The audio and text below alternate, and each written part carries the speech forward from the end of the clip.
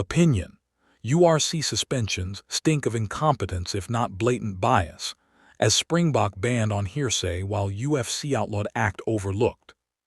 An incredibly dangerous precedent has been set in the United Rugby Championship, URC, following the egregious decision to ban Jan-Hendrik Wessels and not Josh Murphy. In a matter of he said, an all-Welsh disciplinary panel took the word of the Connacht man and not the bull, letting the former off scot-free and emphatically bringing the hammer down on the latter. The decision to give Murphy a free pass stinks of incompetence if not blatant bias.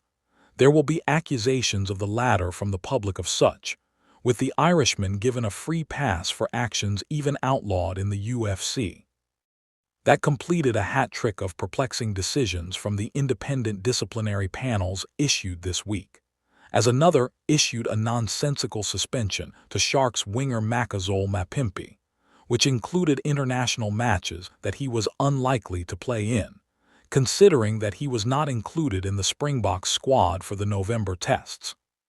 Still, the panel that presided over the incident that occurred in Galway on Friday evening in Round 4 of the URC set the perilous precedent that players can justify their illegal actions by simply claiming that they were victims themselves. What unfolded?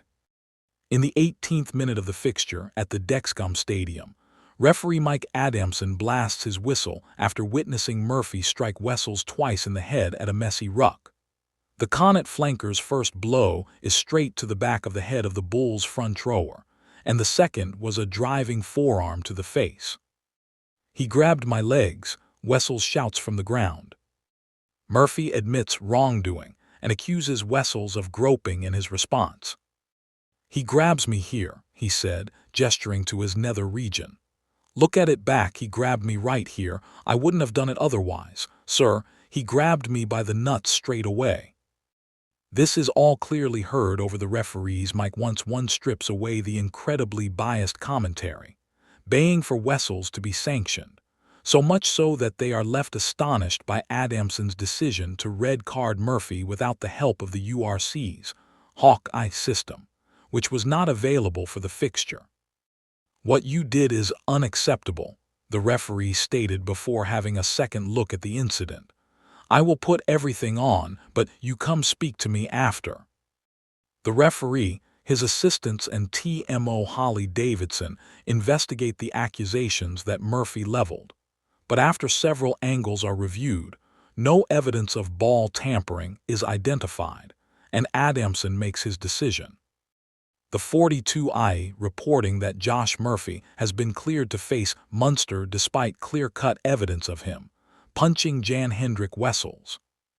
"I'm seeing that as a high degree of force with that strike, so I'm seeing that as a deliberate act of foul play. We agree with that," the referee remarks.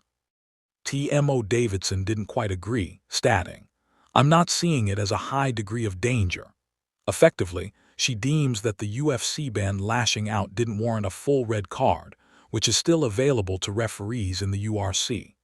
This results in Adamson adjusting his call from a permanent sending-off to a 20-minute one, with Connacht able to replace Murphy after the sin-binning period. The referee essentially talked out of the correct call. "We have looked into the allegation, and there is no evidence of that allegation. What we do see is you striking to the head. It's going to be a 20-minute red card," Adamson said in his explanation to Murphy and Connacht skipper Sion Prendergast. Disciplinary pain, satisfied despite clear evidence. While the match officials on the day were unable to find sufficient evidence of groping, the disciplinary panel of Declan Goodwin, Simon Thomas and Lee Thomas, who had no additional video footage at their disposal, did.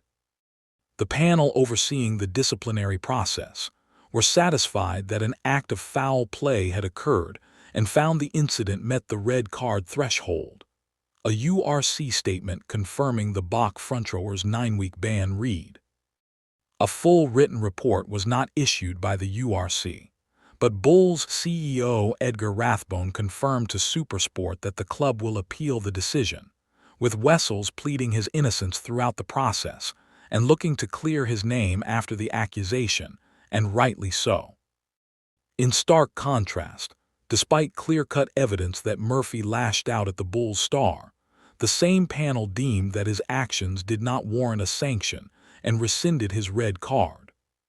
The panel overseeing the disciplinary process found that while an act of foul play had occurred, it did not meet the red card threshold.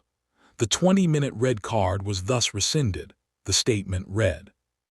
A baffling decision, and one that sets the precedent that retaliation is fair game if accompanied by accusations of wrongdoing by the opponent, even if there is no evidence to support the allegations.